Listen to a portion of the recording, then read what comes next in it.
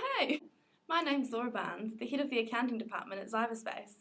I'm just on my way to a meeting with the managerial colleagues to try resolve a cost allocation controversy.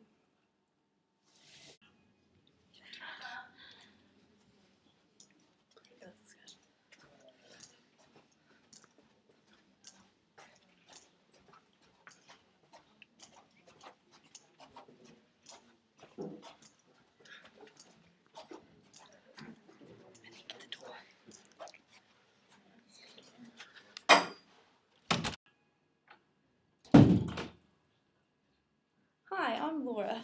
Hi, David. Hi, Martin. Regina. Hi. Rajit, Hi. nice to meet you.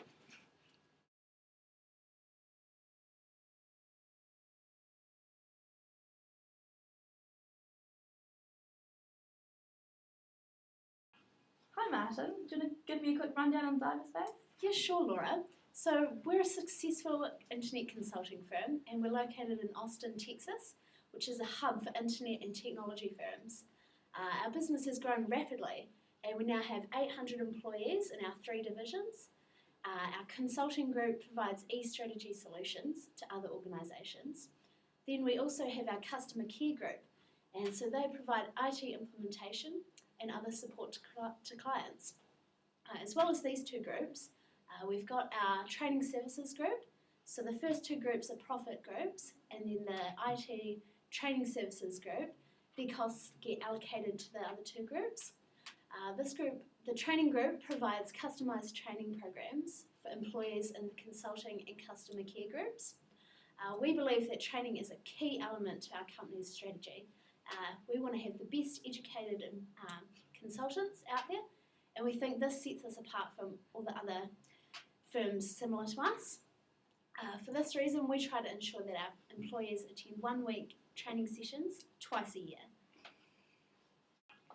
So currently, Xyberspace allocates the cost of the training groups to the other 2 groups using a single rate allocation method. The actual costs are allocated based on the actual cost and actual usage. Issues with this method have been recently brought up by David Anderson, our head of the consulting department, which is why we're having this meeting today. That's exactly right, Laura.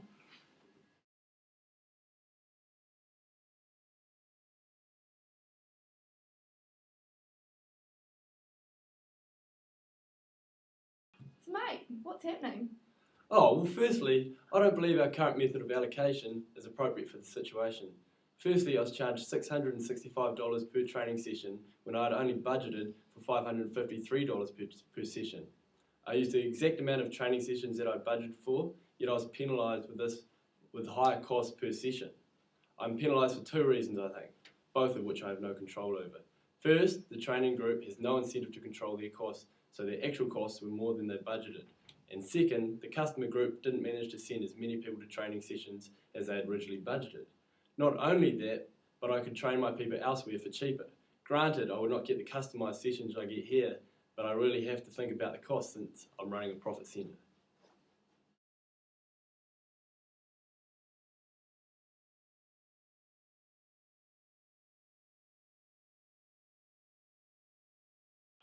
So what have you got to say for yourself?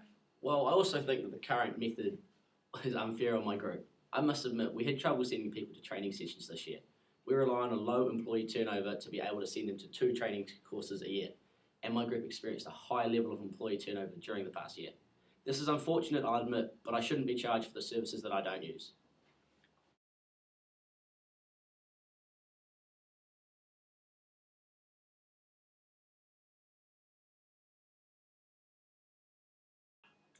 So why should we keep training our staff in-house? There are huge benefits to training our employees internally.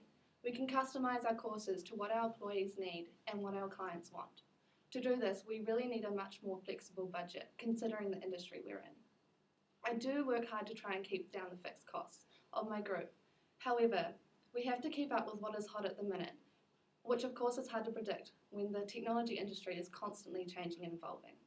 Sometimes we're simply told to buy the software and train our people in it.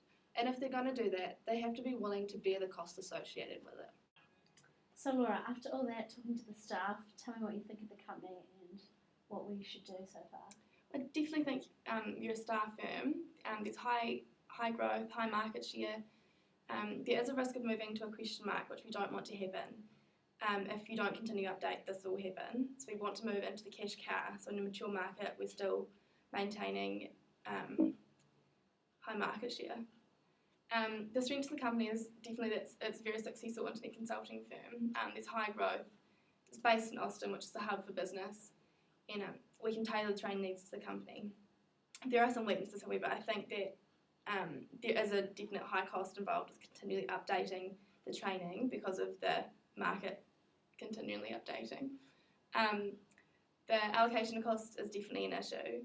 There's high employee turnover, which needs to be looked at, and there's high reliance and flexibility on the training, which needs to be looked at too. There's definitely lots of opportunities for Xyberspace. You can outsource your training, which would be very good. It would decrease costs. There's high development potential as the market and economy and environment is constantly evolving with technology. And there's opportunity to create economies of scale as we can decrease our costs and increase our market share. There are threats though, as the entrance to the market is high, as there's not much barriers to entry and many people can enter, there's not a high cost and there's lots of profit potential in the industry.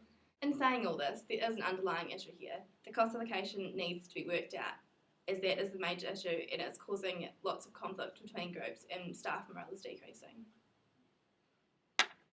Right, this issue is of great importance. Cost allocations have large strategic implications for the firm, and this issue is affecting staff and company morale. As such, I want it sorted quickly and calmly, and I trust Laura to do it. Yes.